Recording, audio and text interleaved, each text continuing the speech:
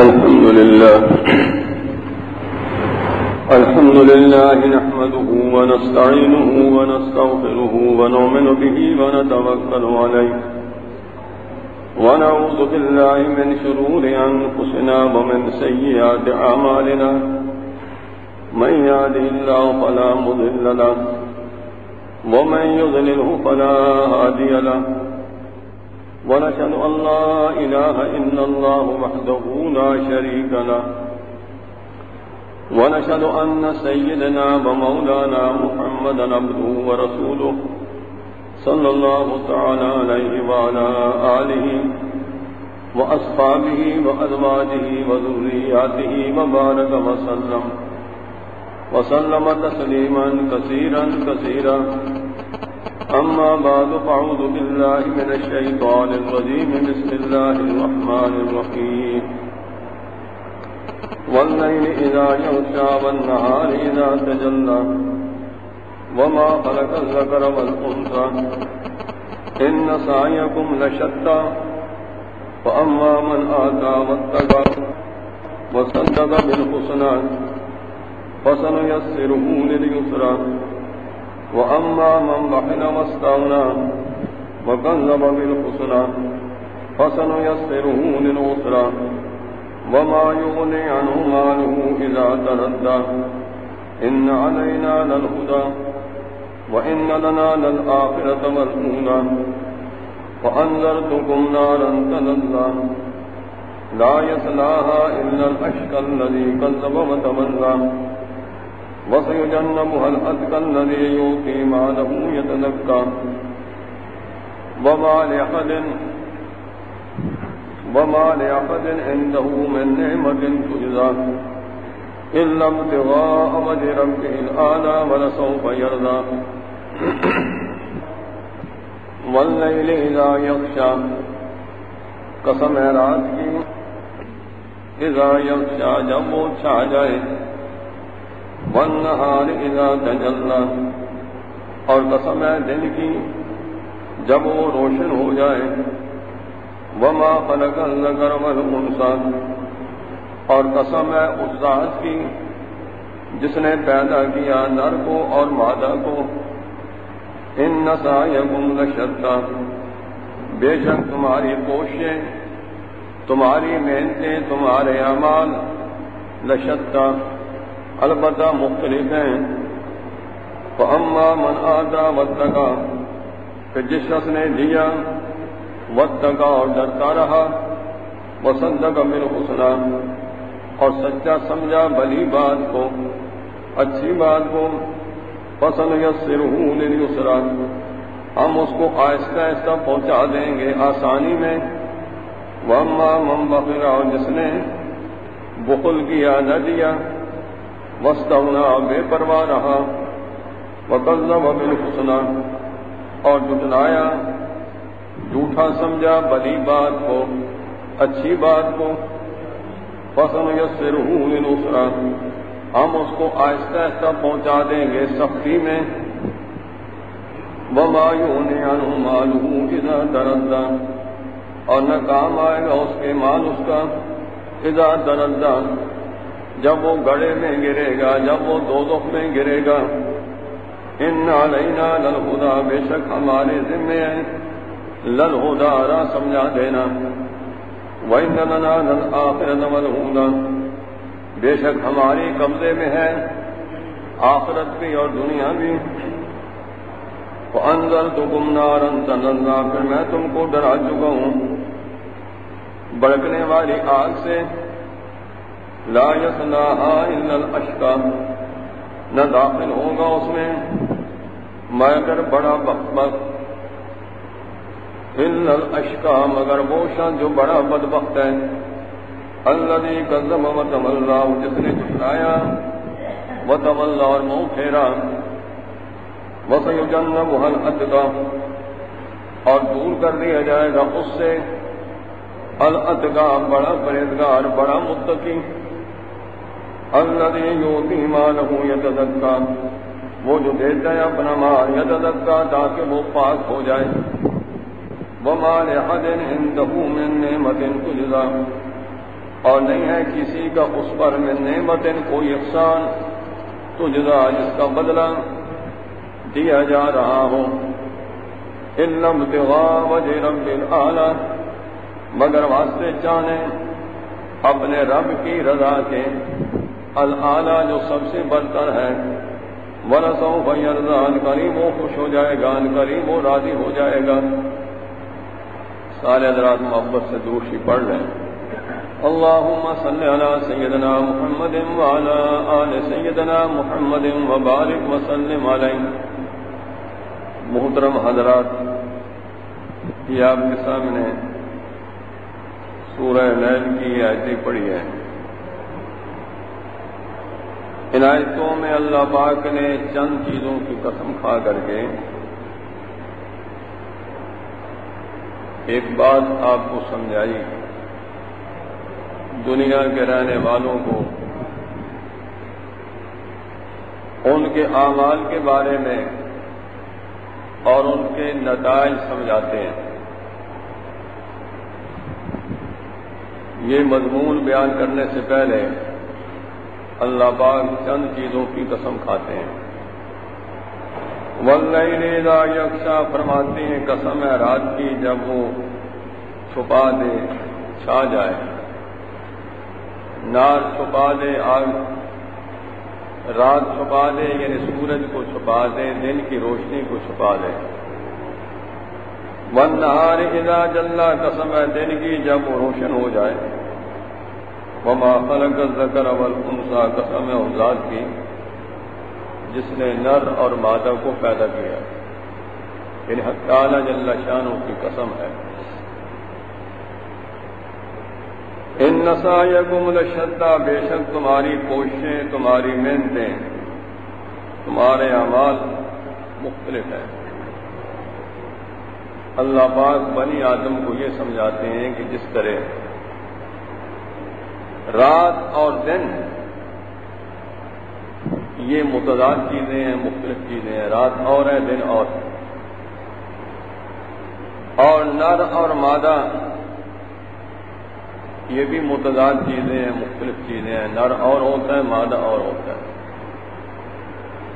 یہ سمجھایا کہ جس طرح یہ چیزیں مختلف ہیں، متضاد ہیں۔ ان سعیکم لشتیٰ، یہ جوابی قسم ہے، فرماتے ہیں تمہاری کوششیں، محنتیں، یعنی تمہارے اعمال بھی مختلف ہیں۔ جس طرح رات اور دن، نر اور مادہ یہ متضاد ہیں، مختلف چیزیں ہیں، رات اور ہے، دن اور ہے، نر اور ہے، مادہ اور ہے، اسی طرح تمہارے اعمال بھی، تمہاری کوششیں بھی، تمہاری محنت بھی مختلف ہیں۔ ہر آدمی محنت کر رہا ہے، کوشش کر رہا ہے، لیکن اس کی کوشش، محنت مختلف ہے۔ کوئی نیکی میں کوشش کر رہا ہے کہ میری اپنی زندگی میں بھی نیکی آ جائے، میں بھی نیک بن جاؤں، خدا کے ساتھ جڑ جاؤں، شریعت کے حکموں پہ مجھے بھی عمل نصیب ہو جائے، اور احکام شریعت کا رواج میرے گھر میں ہو جائے، محلے میں ہو جائے، شہر میں، پوری امت میں اللہ کے حکم رائج ہو جائیں، اور بندوں کا بنایا ہوا نظام، قانون جو ہے یہ نہ رہے، خدا کا نظام یہ جاری ہو جائے، نافذ ہو جائے، اللہ کے احکام نافذ ہو جائے۔ کچھ لوگوں کی محنتیں اس قسم کی ہوتی ہیں، اور کچھ لوگوں کی محنتیں گناہ کے پھیلنے میں ہوتی ہیں کہ وہ گناہ شروع کر دیتے ہیں اور پھر اسی میں لگے رہتے ہیں، اسی میں بڑھتے چلے جاتے ہیں۔ تو فرمایا کہ تمہارے اعمال بھی مختلف، تمہاری کوششیں، محنتیں مختلف، اور جب تمہارے اعمال مختلف ہیں جس کے نتائج اور ثمرات بھی تو مختلف ہوں گے۔ نیکی کا بدلہ اور ہوگا، اور گناہ، نافرمانی، شرک کا بدلہ، کفر کا بدلہ اور ہوگا۔ اللہ کی توحید کا، ایمان کا اور خدا کے حکموں پہ عمل کرنا، اس کا بدلہ اور ہوگا۔ کفر اور شرک، اللہ کی بغاوت، نافرمانی، اس کا بدلہ اور ہوگا۔ تو حاصل یہ ہے کہ اے بنی آدم، تمہاری محنتیں مختلف ہیں۔ تم اگر غور کر کے دیکھو، مرد ہیں، عورتیں ہیں، امیر ہیں، غریب ہیں، وقت کے حکمران ہیں، جس قسم کے بھی انسان ہیں، اگر غور کر کے دیکھیں گے کہ ان کے اعمال مختلف ہیں، ان کی محنتیں مختلف ہیں۔ کوئی نیکی بھی محنت کر رہا ہے کہ دنیا میں نیکی رائج ہو جائے، اللہ کا دین زندہ ہو جائے، دین کو بول بالا نصیب ہو جائے، خدا کا کلمہ دنیا میں بلند ہو جائے، اور کوئی بدی پہ، شر پہ، گناہ پہ، اللہ کی نافرمانی پہ محنت کر رہا ہے، کوشش کر رہا ہے۔ جب تمہارے اعمال مختلف ہیں تو پھر نتائج بھی داخل مختلف ہوں گے۔ اس لیے اللہ پاک یہاں چند اعمال کا ذکر کرتے ہیں اور پھر اس کے نتائج بھی ساتھ بتلا رہے ہیں، تاکہ ہر آدمی اپنے بارے میں سوچ لے کہ میں کدھر جا رہا ہوں، میں اپنے آپ کو جنت کے لیے تیار کر رہا ہوں یا دوزخ کے لیے تیار کر رہا ہوں، بنا رہا ہوں، کس کے لیے تیار کر رہا ہوں۔ اللہ پاک نے دونوں جماعتوں کے تین عمل ذکر کیے۔ جو نیک کام کرنے والے ہیں ان کے بھی 3 عمل ذکر کیے، نتیجہ بھی بدلا دیا۔ اور جو گناہ پہ محنت کرتے ہیں، نافرمانی پہ محنت کرتے ہیں، اللہ کی پرواہ نہیں کرتے، خدا سے نہیں ڈرتے، بے خوف نڈر ہو کر کے گناہ پہ محنت کرتے ہیں، ان کے بھی اعمال بدلا دیے، نتیجے بھی بدلا دیے، تاکہ ہر انسان دنیا میں رہتے ہوئے اپنے بارے میں خود سوچ لے، دیکھ لے، فیصلہ کر لے کہ میں اپنے آپ کو کس کے لیے تیار کر رہا ہوں، جنت کے لیے یا دوزخ کے لیے۔ یہاں اس کو معلوم ہو جائے گا کہ میں کدھر جا رہا ہوں۔ تو دونوں جماعتوں کے 3 عمل اللہ پاک ذکر فرماتے ہیں۔ فرماتے ہیں فَأَمَّا مَنْ آتَى، جس شخص نے دیا، وَاتَّقَىٰ، ڈرتا رہا، اللہ کے راستے میں مال بھی خرچ کیا، مال کے خرچ کرنے میں زکوٰۃ کا دینا بھی ہے، عشر کا دینا بھی ہے، نفلی صدقات میں بھی اس میں داخل ہیں۔ تو فرمایا جس شخص نے آتا، دیا، اس لیے کہ مال اس کا اپنا ذاتی نہیں، خدا کا دیا ہوا ہے، یہ اللہ کا دین ہے۔ جب دنیا میں آیا تھا تو خالی ہاتھ آیا، اب جب یہ دنیا سے جائے گا تو دولت کو ساتھ لے کے نہیں جائے گا بلکہ خالی ہاتھ جائے گا۔ اسی حدیث میں آتا ہے کہ آپ نے فرمایا کہ بنی آدم کہتا ہے مالی مالی، بنی آدم علیہ السلام کی اولاد یوں کہتی ہے مالی مالی، یہ میرا مال ہے، میرا مال ہے، جناب یہ مارکیٹ میری ہے، یہ دکانیں میری ہیں، یہ زمینیں میری ہیں، باغات میرے ہیں، یہ سرمایہ میرا ہے۔ تو کہتا ہے یہ میرا مال ہے، میرا مال ہے۔ رسول اللہ صلی اللہ علیہ وسلم فرماتے ہیں کہ تیرا مال ہے کیا؟ تیرا مال وہ ہے جو تو نے کھا کے ختم کر دیا، یا بدن پہ کپڑے کی شکل میں پہن کر کے بوسیدہ کر دیا، یا تیرا مال وہ ہے جو اللہ کے راستے میں خرچ کر کے خدا کے بینک میں خزانے میں جمع کر دیا، اللہ کے راستے میں صدقہ خیرات کیا، زکوٰۃ بھی دی، عشر بھی دیا، غریبوں مسکینوں پر، ضرورت مندوں پہ تو نے اپنا مال خرچ کیا، دینی مدارس کی آبادی اور ترقی کے لیے تو نے اپنا مال خرچ کیا، یہ نہیں دیکھا کہ میرے پاس کچھ چندہ لینے کے لیے آئے نہ آئے، خود دیکھا کہ یہاں ضرورت ہے، بلکہ خود پوچھ کر کے بھئی آپ کو کیا ضرورتیں ہیں، ان کی ضروریات خود پوچھ کے، جیسا صحابہ کرام کا مزاج تھا، بڑوں کا مزاج تھا، اور خفیہ طور پر ان کی ضرورتیں پوری کرنے میں تو نے مال خرچ کر دیا، تو یہ تیرا مال ہے اور مرنے کے بعد تجھے یہ کام آئے گا، یہ خدا کے بینک میں جمع ہو چکا ہے۔ ایسے کوئی چور، کوئی ڈاکو اس کو لوٹ نہیں سکتا۔ خدا کا بینک ایسا ہے کہ اس کا دیوالیہ نہیں نکل سکتا۔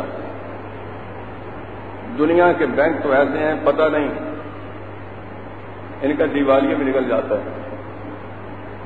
جب دیوالیہ نکل جائے تو پھر مال والے بیچارے دھوتے پھرتے ہیں، بیچارے پیٹتے ہیں، دعائیں کراتے ہیں کہ جناب دعا کرو، بینک کا دیوالیہ نکل گیا، لاکھوں روپے ڈوب رہے ہیں، ہم کیا کریں گے، کہاں رہیں گے، کہاں جائیں گے، بلکہ رنج لگ جاتی ہے۔ لیکن جو مسلمان خدا کے لیے اللہ کے راستے میں خرچ کرتا ہے تو وہ خدا کے خزانے میں جمع ہو جاتا ہے، اور جو مال دولت خدا کے خزانے میں جمع ہو جائے تو وہ پھر دیوالیہ، وہاں دیوالیہ نہیں نکلتا، بلکہ وہ دولت خدا کو بڑھاتے رہتے ہیں۔ اور ایسا سرمایہ دار خوش نصیب ہے کہ جو مال اللہ کو راضی کرنے کے لیے اللہ کے راستے میں دینی ضرورتوں میں خود خرچ کرے، بغیر کہنے کے خرچ کرے۔ اس سورت کی آخری آیتیں جو ہیں وہ سیدنا ابوبکر صدیق رضی اللہ تعالیٰ عنہ کے بارے میں نازل ہوئی ہیں، اور قرآن پاک نے ان کا اتنا بڑا اخلاص بیان کیا ہے کہ آدمی حیران رہتا ہے کہ سیدنا ابوبکر صدیق رضی اللہ تعالیٰ عنہ میں کس قدر اخلاص تھا۔ آج میرا خیال تو یہ تھا کہ ان کے مناقب، ان کی شان آپ کے سامنے بیان کرتے ہیں، لیکن وہ ایسے جو کہ آخر میں ہے، ابتدائی آیتیں آپ کے سامنے ان کا مطلب سمجھائیں گے تاکہ آپ سمجھ لیں۔ تو پھر اس سے آپ سیدنا ابوبکر صدیق رضی اللہ تعالیٰ عنہ کا مقام، مرتبہ سمجھیں گے کہ وہ کس شان کے تھے۔ وہ چونکہ جناب رسول صلی اللہ علیہ وسلم کے بنائے ہوئے تھے، آپ کے صحبت یافتہ، تربیت یافتہ تھے، دولت مند تھے، لیکن ان کی دولت اسلام کے کام آئی۔ دنیا میں اسلام کو پھیلانا، رواج دینا، غریبوں مسکینوں پہ دینی کاموں میں کون سی ایسی ضرورت ہے کہ جس ضرورت کے پوری کرنے میں انہوں نے بڑھ چڑھ کر کے حصہ نہ لیا۔ اسی لیے قرآن پاک نے ان کی تعریف، اتنی تعریف فرمائی ہے کہ آدمی حیران رہتا ہے، اتنی تعریف فرمائی، اور قرآن پاک نے ان کو اتقا قرار دے دیا کہ سب سے زیادہ متقی، سب سے زیادہ خدا سے ڈرنے والا۔ تو خود سوچیں، جس کو اللہ پاک اتقا فرمائے، سب سے زیادہ پرہیزگار، سب سے زیادہ شریعت کے حکموں پہ عمل کرنے والا، سب سے زیادہ مخلص، جو سب سے زیادہ اتقا ہے۔ تو قرآن پاک کا فیصلہ یہ ہے، ان اکرمکم عند اللہ اتقاکم، اللہ کے نزدیک تم سب میں سب سے زیادہ احترام، عزت اسی شخص کی ہے جو سب سے زیادہ متقی پرہیزگار ہے۔ جتنا آدمی متقی پرہیزگار ہوگا اتنا ہی خدا کے ہاں اس کی عزت ہے، احترام ہے۔ پر دنیا والے اسے کچھ بھی نہ سمجھیں، بے شک نہ سمجھیں، لیکن خدا کے یہاں اس کا بڑا احترام، بڑی عزت۔ یہ قرآن پاک کا فیصلہ ہے۔ تو قرآن پاک نے سیدنا ابوبکر صدیق رضی اللہ تعالیٰ عنہ کو اتقا قرار دیا، اور ان الفاظ میں ان کو بشارت سنائی کہ جن الفاظ میں جناب محمد الرسول اللہ صلی اللہ علیہ وسلم کو اللہ نے بشارت سنائی، وَلَسَوْفَ يَرْضَىٰ، فرماتے ہیں کہ ہم اس کو اتنا دیں گے، اتنی نعمتیں دیں گے کہ وہ راضی ہو جائے گا، اس کو خوش کر دیں گے۔ اور یہی یرضا کا لفظ قرآن پاک نے جناب رسول صلی اللہ علیہ وسلم کے بارے میں ان کی شان میں یہی استعمال کی ہے، وَلَسَوْفَ يُعْطِيكَ رَبُّكَ فَتَرْضَىٰ، یہی مادہ رضا۔ رضا کا مطلب ہوتا ہے دوسرے کو راضی کر دینا۔ تو نبی کریم صلی اللہ علیہ وسلم کے بارے میں اللہ نے فرمایا کہ اللہ آپ کو اتنا کچھ دیں گے، اتنا دیں گے، ترضا، آپ راضی ہو جائیں گے، ہم آپ کو خوش کر دیں گے۔ خود سوچیں کہ جن کو اللہ دیں، اتنا دیں، اتنا دیں کہ ان کو راضی کر دیں، اس کو کوئی آدمی ناپ سکتا ہے، تول سکتا ہے، اس کو شمار کر سکتا ہے کتنا دیں گے؟ وہ ہم سے تھوڑے ہی پوچھ کے دیں گے، بے حساب دیں گے۔ تو حاصل یہ ہے کہ اس سورت کی آخری آیتیں جو ہیں وہ سیدنا ابو بکر صدیق رضی اللہ تعالیٰ عنہ کے بارے میں نازل ہوئی ہیں کہ جن کا اسی مہینے میں وصال ہوا، وفات ہوئی۔ یہ جو مہینہ جا رہا ہے جمادی الثانی کا، آخری آیتیں ان کے بارے میں نازل ہوئی۔ ان کا معمول یہ تھا کہ جو صحابی غریب تھے، مسکین تھے، کفار کے غلام تھے، اور ایمان کی وجہ سے، اللہ کی توحید مان لینے کی وجہ سے مشرک جو ان کے آقا مالک مشرک تھے ان پہ ظلم کرتے تھے، جیسے سیدنا بلال رضی اللہ تعالیٰ عنہ ہے۔ ان کا قصور یہ تھا کہ لا الہ الا اللہ، ایک خدا کی الوہیت، ایک اللہ کو حاجت روا مشکل کشا مان چکے تھے کہ ساری کائنات کی حاجتیں پوری کرنے والے ایک اللہ ہیں، اور سب کی مشکلیں دور کرنے والے کون ہیں؟ ایک اللہ ہے۔ بیماروں کو شفا دینے والے کون ہیں؟ اللہ۔ بے اولادوں کو اولاد دینے والے کون ہیں؟ سب کو روزی دینے والے، پالنے والے کون ہیں؟ اللہ۔ لا الہ الا اللہ، ان کے قصور یہی تھا۔ جب یہ کلمہ توحید پڑھا اور شرک کو چھوڑا، شرک کا انکار کیا، مشرکین کی مخالفت کی، بس اس جرم پہ پھر مشرکین ان کو سزا دیتے تھے، ظلم کرتے تھے، اور ظلم بھی تھوڑا نہیں، ظلم کی انتہا ہوتی تھی۔ تو سیدنا ابوبکر صدیق رضی اللہ تعالیٰ عنہ اس قسم کے غریب مسکین صحابہ کرام کو خرید کر کے اللہ کے لیے آزاد کرتے تھے۔ ایک مرتبہ ان کے والد نے کہا کہ آپ جب غلاموں کو خرید کے آزاد کرتے ہیں تو ایسے غلاموں کو خرید کے آزاد کریں جو طاقتور ہوں، جو مشکل وقت میں آپ کی قوت بازو بنے، آپ کا سہارا بنے، آپ کے مددگار بنے۔ یہ غریب مسکین آپ کو کیا فائدہ پہنچائیں گے؟ یہ مشکل وقت میں آپ کے کیا کام آئیں گے؟ یہ بیچارے غریب مسکین ہیں۔ یہ بڑے بڑے چودھریوں کے مقابلہ میں، بڑے بڑے سیٹھوں کے مقابلہ میں، جاگیرداروں، سرداروں کے مقابلے میں آپ کو یہ کام نہیں آ سکتے۔ آپ جب خرید کر کے آزاد کرتے ہیں جو طاقتور لوگوں کو، ایسوں کو خرید کے آزاد کریں۔ یہ والد نے کہا۔ انہوں نے فرمایا کہ میرا یہ مقصد ہے ہی نہیں کہ مجھے یہ مشکل وقت میں کام آئے۔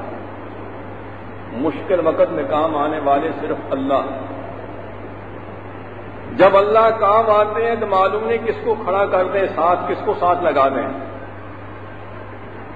جب اللہ مہربانی فرماتے ہیں، مددگار ہو جاتے ہیں، تو بڑے بڑے سیٹھوں، سرداروں کا پلستر کرنے کے لیے، ان کے دماغ ٹھیک کرنے کے لیے معلوم نہیں کس کس کو ساتھ معاون مددگار بنا دیں۔ وہ بنا سکتے ہیں کہ بنا سکتے ہیں؟ وہ مروانا چاہیں تو لنگڑے مچھر سے دنیا کے بہت بڑے بادشاہ کو مروا دیں، وہ مچھروں اور مکھیوں سے بھی کام لے لیتے ہیں۔ تو فرمایا کہ میرا مقصد یہ نہیں ہے کہ یہ میری قوت بازو بنے، مشکل وقت میں کام آئے۔ میرا مقصد صرف اللہ کو راضی کرنا ہے۔ اس پہ قرآن پاک کی یہ اس سورت کی آخری آیتیں نازل ہوئی۔ اس سے معلوم ہوتا ہے کہ سیدنا ابوبکر صدیق رضی اللہ تعالیٰ عنہ کا مقام اللہ کی نگاہ میں کتنا اونچا ہے۔ اگر ان کی فضیلت، شان، حیثیت بیان کی جائے جس کے لیے ایک گھنٹہ نہیں بلکہ بڑا وقت چاہیے۔ جن کی شان، جن کی فضیلت، جن کا مقام اور مرتبہ خدا کا قرآن بیان کرے، خود اللہ پاک بیان کریں، ان کی شان کا کون اندازہ لگا سکتا ہے؟ اسی لیے اہل سنت والجماعت کا یہ عقیدہ ہے کہ اللہ کے نبیوں کے بعد خدا کی ساری مخلوق میں سب سے افضل ترین اگر انسان ہے تو بکر صدیق۔ ابو بکر صدیق رضی اللہ تعالیٰ عنہ کی جوتوں کی خاک کو بھی کوئی نہیں پہنچ سکتا۔ سارے انسانوں میں سے افضل ترین انسان ہے وہ بکر صدیق، اور سب سے پہلے جنت میں جانے والے بھی وہ بکر صدیق۔ رسول صلی اللہ علیہ وسلم نے فرمایا کہ سب سے پہلے میں جاؤں گا، میرے ساتھ وہ بکر صدیق ہوں گے۔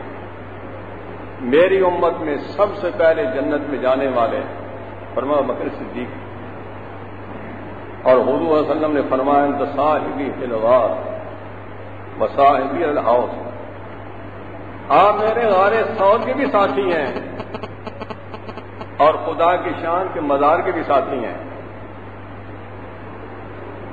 روضہ اقدس میں سیدہ عائشہ صدیقہ رضی اللہ تعالیٰ عنہ کے حجرہ مبارکہ میں پہلی قبر بنی تو حضور صلی اللہ علیہ وسلم کی بنی، اور دوسری بنی تو انہی کی بنی۔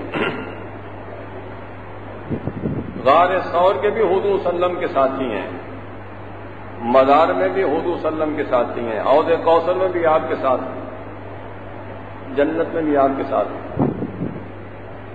تو سیدنا ابوبکر صدیق رضی اللہ تعالیٰ عنہ کا مقام یہ ہے کہ تمام صحابہ میں سے، تمام انسانوں میں سے اللہ کے نبیوں کے بعد سب سے بڑی شان، بڑا رتبہ ابوبکر صدیق ہے رضی اللہ تعالیٰ عنہ۔ کسی حدیث میں آتا ہے کہ سیدنا عمر فاروق رضی اللہ عنہ نے فرمایا کہ یا خیر الناس بعد رسول اللہ صلی اللہ علیہ وسلم، اے اللہ کے رسول صلی اللہ علیہ وسلم کے بعد سارے انسانوں میں سے بہترین انسان، وہ یوں مخاطب کرتے تھے۔ لیکن یہ حضرات بنے ہوئے تھے، آج کسی کو اس طرح کی باتیں کہہ جائیں لوگوں میں تکبر غرور آ جاتا ہے،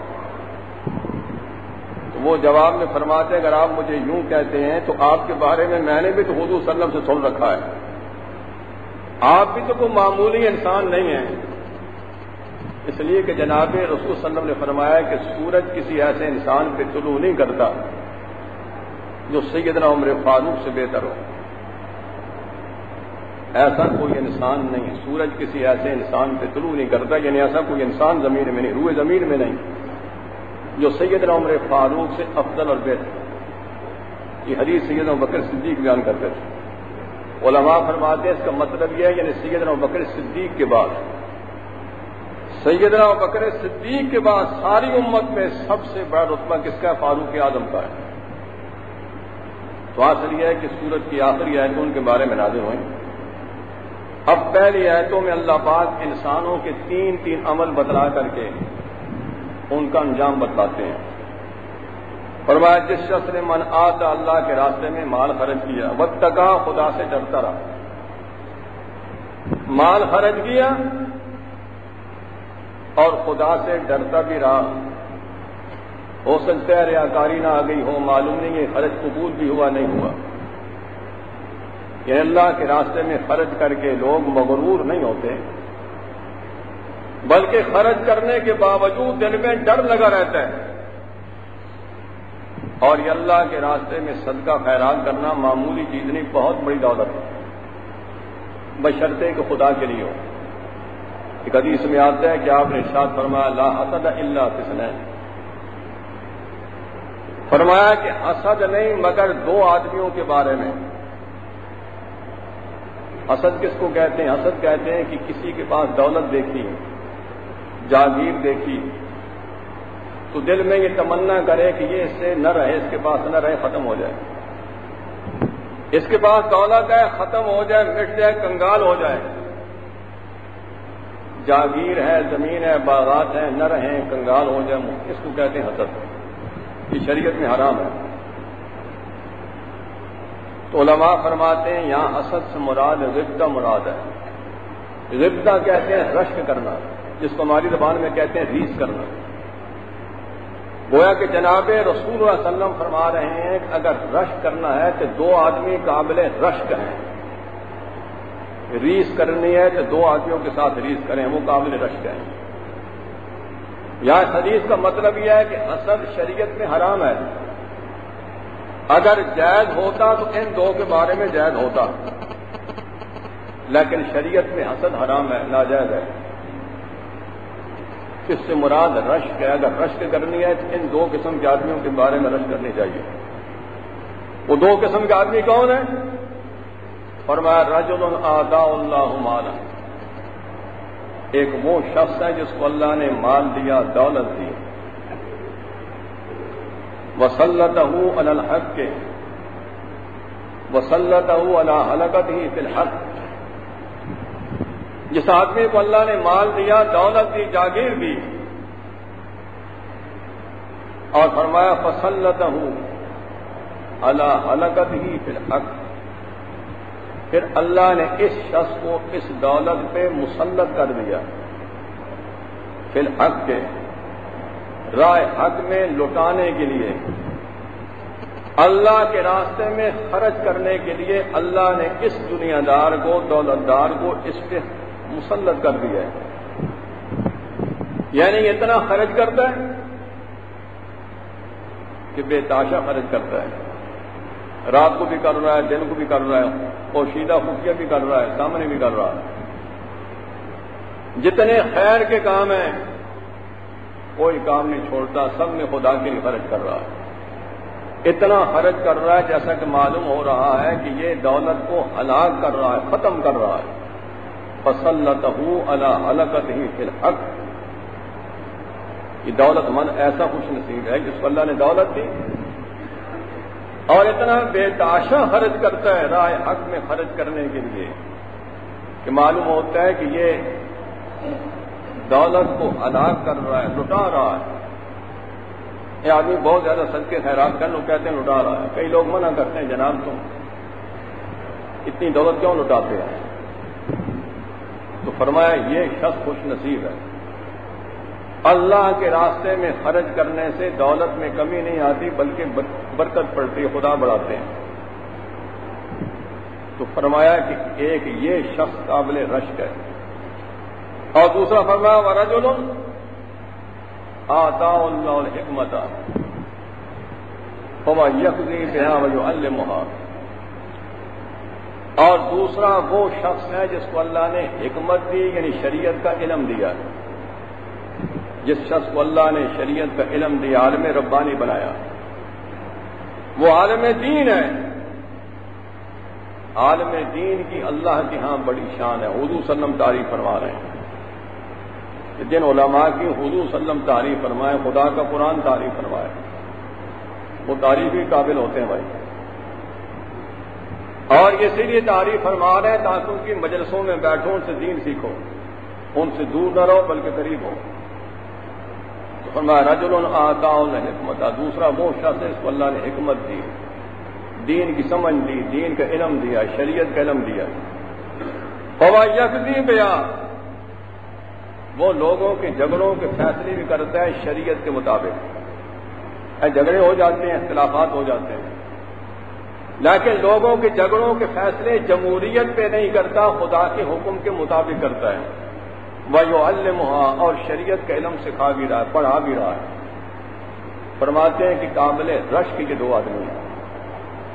تو فرمایا من آتا، جس شخص نے خدا کے راستے میں دیا، واتقا، ڈرتا رہا، وصدق بالحسنى، اچھی بات کو اس کی تصدیق کی، نیک بات کو اچھا سمجھا، سچا سمجھا، یعنی شریعت کے حکموں کو مانا، ان کی تصدیق کی، ان پر ایمان لایا اور مسلمان ہوا۔ تو پھر انجام کیا ہے؟ ہم اس کو آہستہ آہستہ نیکی کی طرف پہنچا دیں گے، آہستہ آہستہ نیکی کی طرف پہنچا دیں گے، آسانی کی طرف۔ آسانی سے مراد جنت، یعنی حاصل یہ ہے کہ اعمال جنت اس کے لیے آسان کر دیں گے۔ جو آدمی خدا کے راستے میں دیتا ہے اور ڈرتا رہتا ہے، گناہ سے بچتا ہے، شریعت کی ساری باتوں کو سچا مانتا ہے، ان پہ عمل کرتا ہے، تو فرمایا ہم اس کو آہستہ آہستہ آسانی پہ پہنچا دیں گے. آسانی سے مراد ساری آسانیوں کا مرکز مقام جو ہے جنت، یعنی اعمال جنت اس کے لیے آسان کر دیں گے، نیک اعمال آسان کر دیں گے. نتیجہ یہ نکلے گا جنت پہنچ جائے گا. اور اس کے مقابلے میں دوسرا یہ ہے وَمَّن بَخِلَ، جس نے بخل کیا، خدا کے دیے ہوئے مال کو نہیں دیا، زکات نہیں دی، عشر نہیں دیا، نفلی صدقات نہیں دیے.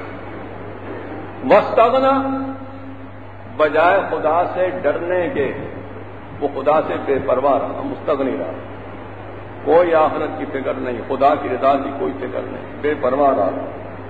وَكَذَّبَ بِالْحُسْنَىٰ، اور شریعت کی ساری باتیں جو اچھی ہیں، شریعت کی باتوں کو جھوٹا سمجھا، ماذا لگانے کا یہ جھوٹی باتیں ہیں. فرماتے ہیں نتیجہ کیا ہوگا؟ فَنُيَسِّرُهُ لِلْعُسْرَىٰ، ہم اس کو آہستہ آہستہ سختی میں پہنچا دیں گے.